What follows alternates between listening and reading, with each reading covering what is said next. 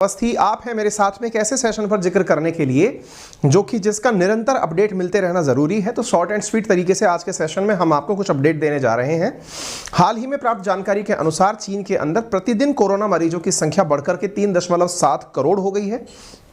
सरकारी आंकड़े फिलहाल जैसे ही बाहर आए, हालांकि सरकार के द्वारा किसी भी प्रकार की सूचना सार्वजनिक मीडिया में नहीं दी गई है, लेकिन सरकारी अधिकारियों के द्वारा कही गई बातें प्रकाशित की गई आसपास के पत्र पत्रिकाओं के अंदर। तो ब्लूमबर्ग ने इसको सबसे पहले प्रकाशित किया और उस अखबार में China's estimate Covid surge is infecting 37 million people, ये मिनट्स जारी किए गए हेल्थ बॉडी मीटिंग के अंदर, जो कि मतलब एक तरह से ऐसे समझिए कि जब मीटिंग चल रही होती है तो उसके कुछ मीटिंग्स के मिनट्स होते हैं कि किन विषयों के ऊपर चर्चा की जाएगी, वो सारी चीज़ों में इस बात की जिक्र किया गया था। और तब से ये जो चीज़ है यहाँ पर आप देख सकते हैं कि पूरी तरह से सभी अखबारों के अंदर यह सुर्खी बन करके बाहर निकल के आ गई।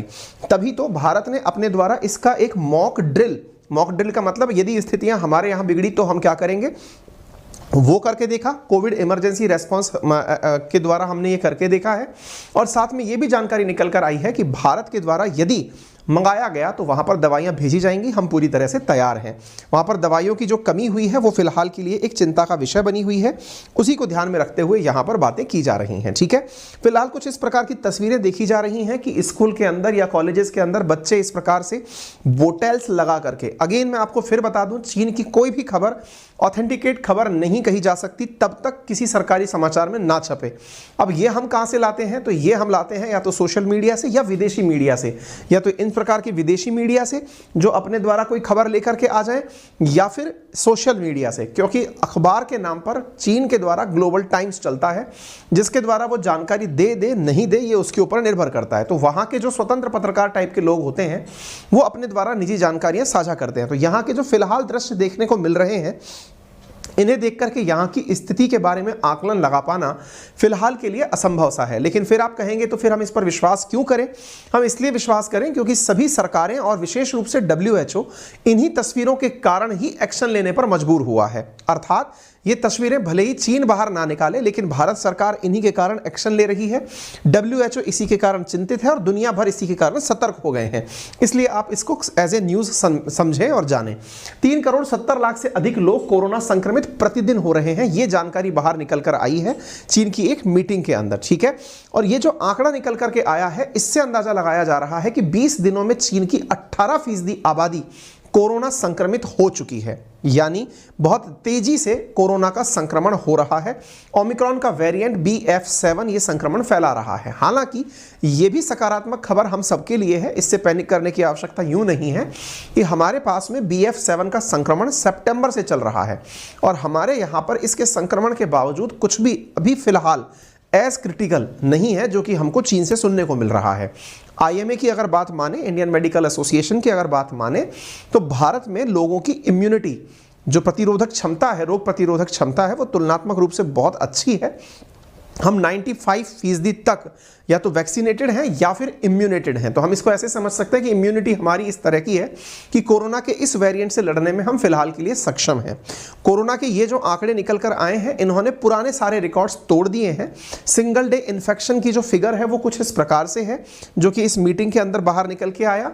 1 दिसंबर से 20 दिसंबर के बीच लगभग 24 करोड़ लोग यानी 248 मिलियन लोग इन्फेक्टेड हो चुके हैं। इन्फेक्शन के अंदर बीजिंग और सिचुआन जो क्षेत्र है वहां पर इन्फेक्शन रेट 50% से ज़्यादा है। 50% से कम यानी 20 से लेकर 50% तियानजिन, हुबेई, हेनान, हुनान इन क्षेत्रों में है। 20 मिलियन से कम लोग सिचुआन, हेनान आदि के अंदर संक्रमित हैं। तो यानी कि इन्फेक्शन जो है वो बड़े स्केल पर देखने को मिल रहा है। कुछ इस प्रकार की तस्वीरें बड़ी ही विचित्र प्रकार की प्रतीत हो रही हैं, जिनमें लोग टेबल्स पर बैठे हुए, कुर्सियों पर बैठ करके अपने वो क्या बोलते हैं ना इसको, सलाइन वाटर जो होता है या फिर जो दवा है, ये चढ़वा रहे हैं। ये मतलब अभी तक शायद आप में से किसी ने शायद इतना प्रैक्टिकली इस चीज़ को ना देखा हो, लेकिन ये तस्वीरें बाहर आ रही हैं कि लोग बैठे हुए अपने पास में बोतल चढ़वा रहे हैं। अब ये कैसे पॉसिबल होता है? खैर, यहाँ पर ये जो जानकारी है ये बहुत सारे सोशल मीडियाओं से बाहर आ रही है। फिलहाल के लिए डिलीवरी बॉय तक यहाँ अवेलेबल नहीं है जो सामान को इधर से उधर एक जगह से दूसरी जगह तक पहुँचा सके। चीनी स्वास्थ्य मंत्रालय के अनुसार सिचुआन प्रांत और राजधानी बीजिंग के आधे से अधिक निवासी संक्रमित हो चुके हैं।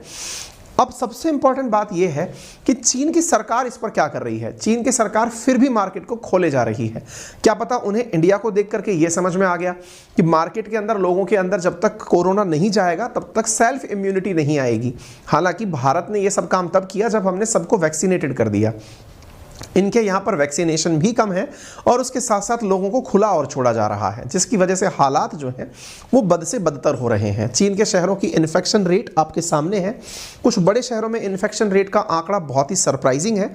इसके साथ साथ मरीजों के अंदर जो लक्षण देखे जा रहे हैं वो माइल्ड सिम्टम्स ज़्यादा हैं, सीवियर सिम्टम्स 16% लोगों के अंदर ही देखे जा रहे हैं। कोरोना पॉजिटिव मेडिकल स्टाफ ही लोगों का ट्रीटमेंट कर रहा है और इसके बावजूद भी चीन की सरकार के द्वारा अभी तक एयर ट्रैवल पर कोई भी गाइडलाइन जारी नहीं की गई है। कोई भी पाबंदी चीन के द्वारा Japan, Taiwan, Thailand, European nation और अमेरिका जा रहे लोगों पर नहीं लगाई गई है। एयर ट्रैवल्स पर वर्ल्ड हेल्थ ऑर्गेनाइजेशन ने भी अभी तक कोई भी गाइडलाइन जारी नहीं की है। ये वो बातें हैं जो अगेन दुनिया को फिर से वैसे ही संकट में डालती हैं जैसे कोरोना की जब फर्स्ट वेव आने वाली थी उस समय भी दुनिया डिमांड करती रही कि एयर ट्रैवल के ऊपर कोई गाइडलाइन जारी करो। WHO ने उस समय भी बहुत देर कर दी थी, दुनिया के देशों ने भी बहुत देर कर दी थी और तब तक कोरोना पूरी दुनिया में व्यापक रूप से फैल चुका था।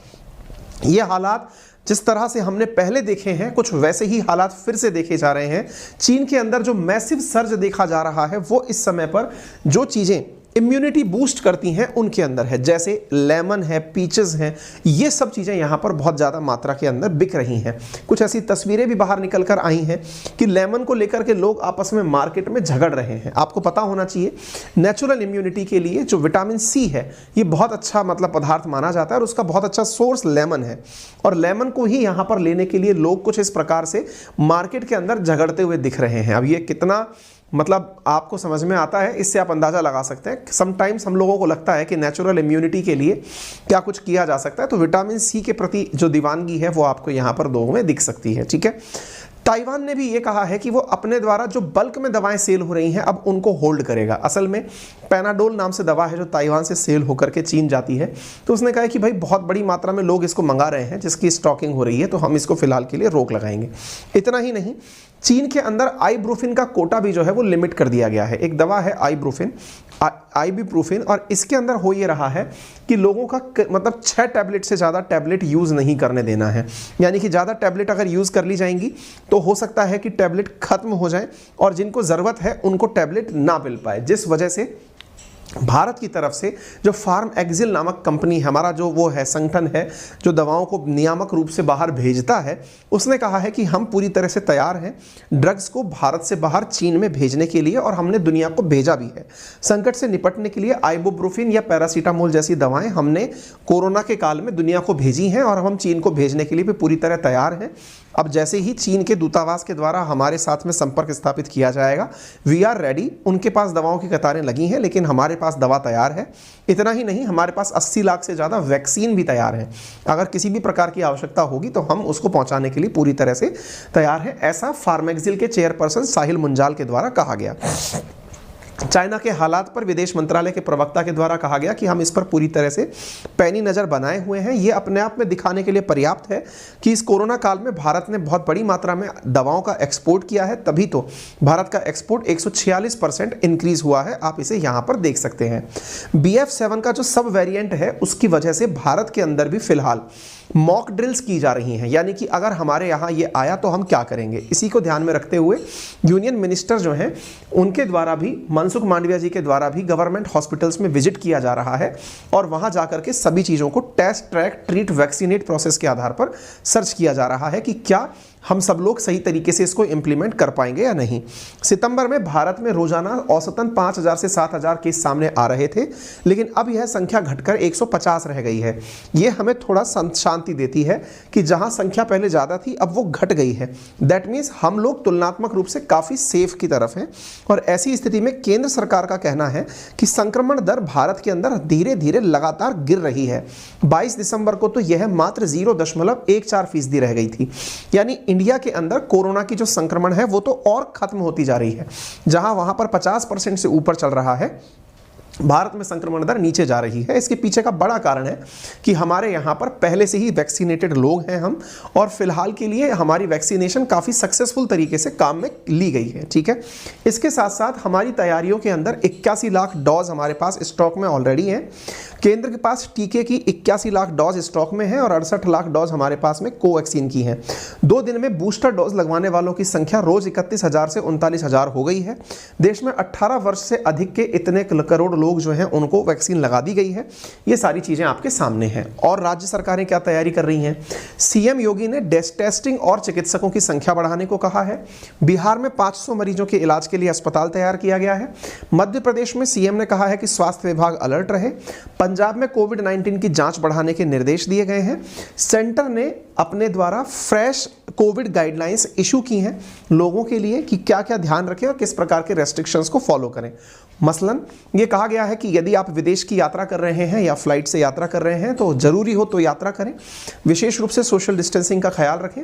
ट्रैवलिंग एजेंसीज रैंडम सैंपलिंग लें, कोरोना की प्रॉपर तरीके से टेस्टिंग कराएं और जांच को पूरे तरीके से मैनेज किया जाए, यानी कि देखा जाए। अब क्या सवाल बड़ा बनता है कि क्या हमारे यहाँ पर वापस से लॉकडाउन आ सकता है? क्या ऑक्सीजन की फिर से किल्लत आ सकती है? फिलहाल के लिए आईएमए ने इस बात से मना किया है। इंडियन मेडिकल एसोसिएशन का कहना है कि नहीं, हमारी देश की 95% आबादी ऐसी है जिसकी इम्यूनिटी कोरोना को लेकर बेहतर है। ऐसी स्थिति में भारत में लॉकडाउन नहीं लगेगा। फिलहाल के लिए यही था अभी तक का अपडेट। उम्मीद है आपको अपडेट पसंद आया होगा। अपने सभी शुभचिंतकों से जिनकी आप चिंता करते हैं उन्हें जरूर आप इसे साझा करें। चैनल पर नए हैं तो सब्सक्राइब करें। और हाँ, जैसा मैं आपसे कहता आया हूं कि आप लोगों के लिए हमारे द्वारा एक मैपिंग का सेशन प्लान किया गया है। आप जा करके उसे एक बार जरूर देख लें। ये इसका लिंक हम आपको कमेंट बॉक्स में दे रहे हैं। बढ़िया, हमने आपके लिए एक सेशन बुक कर रखा है जिसका लिंक कमेंट बॉक्स में फ्री सेशन है। रेफरल कोड अंकित 10 यूज़ करके आप इस सेशन को देख सकते हैं। ठीक है, थैंक यू सो मच। अपना ख्याल रखें।